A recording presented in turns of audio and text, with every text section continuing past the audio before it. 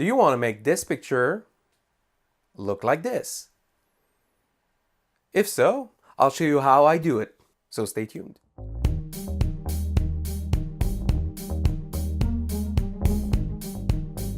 Hi, it's me again, Richard, and today I'll show you how I modify and clarify images, especially for night photography, because those stars, you don't always see them properly, but if you tinkle a bit with softwares, you can clarify and make the pictures cleaner. Although I'm not an expert, I'll show you my process. So let's just jump in front of the computer, not on the computer, but you know what I mean, and see how it's done.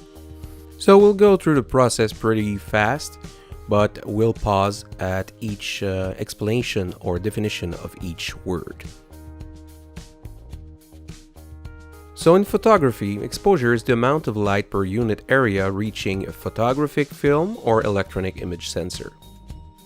The color temperature is a characteristic of visible light. It is conventionally expressed in Kelvin. Color temperatures over 5000 K are called cool colors, bluish white, while lower color temperatures, 2700 to 3000 Kelvins, are called warm colors, yellowish white through red. Warm in this context is an analogy to radiated heat flux of traditional incandescent lighting rather than temperature. Contrast is the difference in luminance or color that makes an object. It is determined by the difference in the color and brightness of the object and other objects within the same field of view. The blacks can make the image darker or lighter. The shadows work in tandem with blacks in order to fine-tune where the images are darker or lighter within the values determined by the black. The whites are just like the blacks, but just in the opposite direction. So they deal with the brightness, the absolute brightness of the image. The tint slider works in tandem with the temperature slider to fine-tune the color temperature. The clarity slider changes the contrast, but in the mid-tones only. With vibrance, only the least saturated colors in the image are adjusted on those pixels which are already relatively saturated are adjusted less. The result is that you'll get a general improvement in the saturation in colors in the image, but not to the extent where colors become unrealistically bright. Vibrance also offers some protection for skin tones in order to avoid oversaturation of those colors.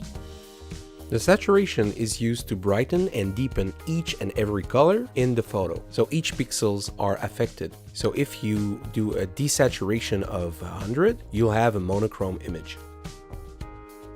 The primary colors here are red, green, and blue, which is the RGB acronym. By using the curves, you can change the shadows on the bottom left, the midtones in the middle, and the highlights on the top right. So this is a good way to fine-tune even more the picture. In this case, we play with the red and the blue, because those two colors are predominant in this picture.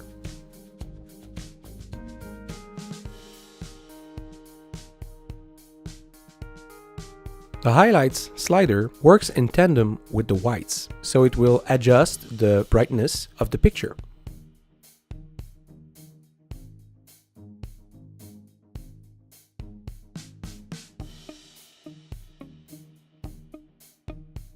And there you have it, the final picture.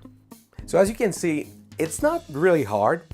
You have many settings that you can play with to change various things, and I encourage you to go and learn more about the software. That's exactly what I'm doing right now, and trying to understand each and every settings to get the most out of the application.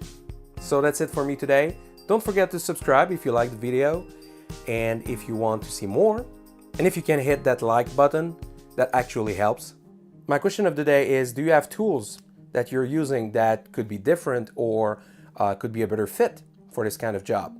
Let me know in the comments. And until then, ciao!